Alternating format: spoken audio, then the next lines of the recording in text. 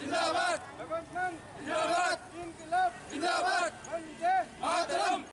আমাদের পার্টি পাঞ্জাবে বিজয় জয়লাভ করেছে তাকে সামনে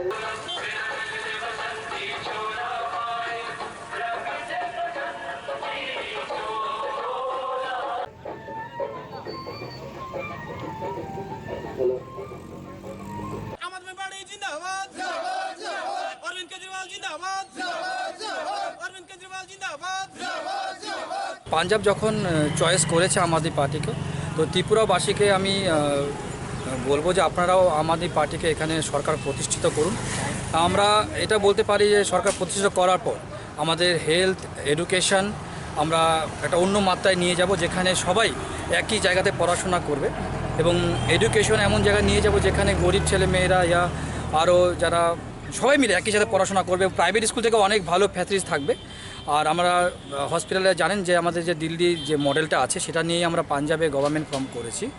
তো সেটাই আমরা সেখানে আপনারা যে শুনতে পারবেন যে কারো 20 লাখ টাকা খরচ হোক অপারেশনে, 60 লাখ টাকা খরচ হোক, সেখানে সম্পূর্ণ ফ্রি আছে।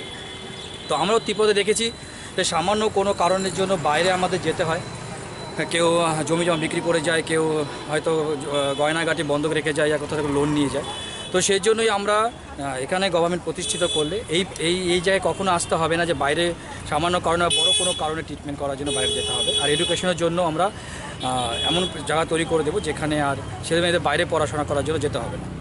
Don't forget to like, share and subscribe to East Mojo. For any queries, put them down in the comments section below and press on the bell icon for notifications.